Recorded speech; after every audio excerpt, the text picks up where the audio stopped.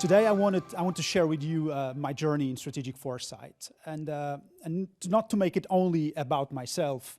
By the time that you leave, I want you to know what are the key rules, or the 8 key rules that will make strategic foresight more impactful, that you will actually make a difference in the work that you do. And foresight today is a much more popular and populated field, but it was not always like that. I remember in 2016 when I sat with my boss, Hans Mettler, in our office, and we decided I was going to become the advisor on strategic foresight. I think we could hardly anticipate what has come after that, and we could actually not know that today there will be a vice president for strategic foresight at the European Commission. And I know from the start of my role and in my first meetings in my new function, I mean, there will always be someone that would come up to me and ask, so you are the guy with the crystal ball. You're the guy that's going to see the future. I mean, I do have a crystal ball. I really like crystal balls, and because I mean they're pretty, but I mean they don't give you any divinatory power, or they can't make you see the future. And I think what I learned from this sometimes annoying question was actually the first important lesson about strategic foresight, is that strategic foresight is not about fortune telling, it's not about prediction, but it's rather about preparedness. It's about shaping the future. It's about being able to anticipate some of the changes that will have an impact on our policies. And by exploring the future using established methodologies, you can actually draw insights to make better policies, to make strategies more robust, and also to have plans that last a little bit longer than just a few, sometimes months or years. And strategic foresight can also help us, help societies and governments and institutions adapt to change. And they're also, through it and by using it, we can also make change in terms of mindsets. It's very much about mindsets. And it helps us ask sometimes the question that we often try to avoid, which is the what if.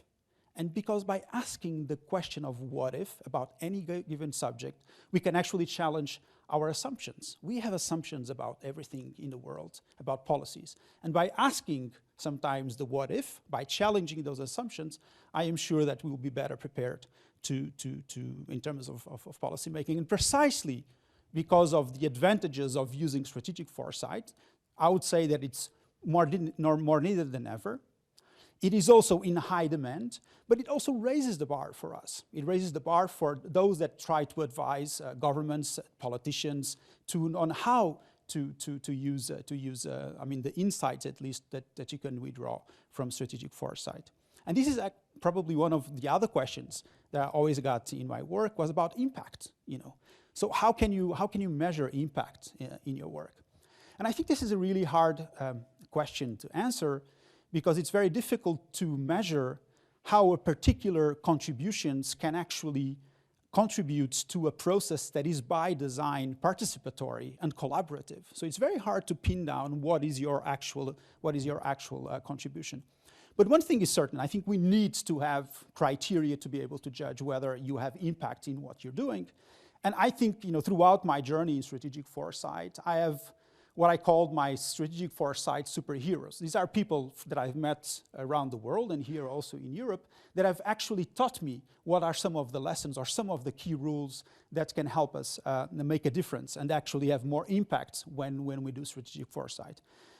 And I came up with, for this session, I came up with 8 rules that I would like to share with you, because these are some that I would say that if we use them, or at least a combination of them, we will increase the level of impact, or at least we will have a better chance of having success in the work that we do.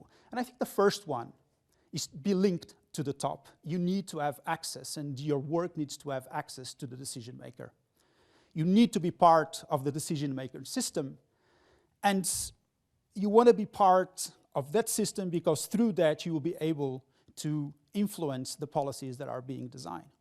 But by being part, you don't want to be totally embraced. So like my colleagues in Singapore say, You need to be tolerated but not embraced. You need to maintain your independence, your autonomy to provide solid advice. The second rule number 2, is you need to be brief. You need to write short foresight reports, and you need to tell a story, and you need to make people feel. I will add this point now. And you need to write short reports because in today's attention-seeking society, you cannot give policymakers and decision makers long reports full of jargon. They will just not have time to read them, or they will get bored. So you need to write well, you need to write clearly, and you need to understand what is the language of the decision maker, understand how he or she speaks and how he or she communicates, and give him or her that. Rule number 3, you need to be visual. You need to use, in your recommendations, scenarios, insights, you need to use cold, hard data. You need to use graphs. You need to use images. Images by itself are not superficial. They can help. And also, what you need to do as you learn and as you know your decision maker, your client or your boss, know what he or she likes and give it to them. Give to them what they prefer in terms of communication. Rule number 4, you need to be up to date and you need to be creative. On one hand, you need to be up to date on the trends, on how trends and global trends intersect and interlink with one another. This is normally where change is happening. This is where you need to be looking at the changes in society. Also, you should always remember that there are no facts about the future, and you still want your analysis to be grounded on evidence. So the trends will tell you where the world is going. But this is as far as they go. You also need to be creative, and you need to use imagination. You need to be able to anticipate or see some of the things that you might not be able to see right now. And so you need to push a little bit the boundaries. Rule number 5, be solution-oriented. Don't come to your boss with a problem for him to solve. You're trying to solve his problem. So you need to be solution-oriented. Find ways to solve his problem, and also try to do it in a creative way. Don't propose things that are already being done. I mean, sometimes you can frame them, you can reframe things, but you need to offer solutions that actually address the problem that the decision maker is trying to address. And providing solutions is actually something that it's sometimes hard for foresight practitioners and experts to do, because they tend to stay just in the realm of the scenarios, of the complexity and the uncertainty. Rule number 6, you need to be engaged. You need to create a network in your organization that actually builds and tests your foresight ideas. Foresight cannot be done alone. You always need a group of people. Because a foresight expert is most of the time just a facilitator. He's someone that helps others reach to solutions. It's not the one that knows everything about everything. In this outreach within your organization, you also need to go for the skeptics. If you don't have skeptics in the room, you need to have skeptics in the room. You need people in the room that will tell you that's not correct. I don't think that's the right way to go. You also need to do something else. You need to go beyond your organization. You need to go find the networks out there that are diverse, culturally, socially, economically, those that actually know about technology, military issues, economics. You need to go and broaden up your group, because by doing this, you will create buzz and you will create a support group also within your organization that will make your life much, much, much easier. Rule number 7, you need to be self-critical. You need to review your work. You need to go back and look, what have I done? Were my recommendations off mark? Where did I get it wrong?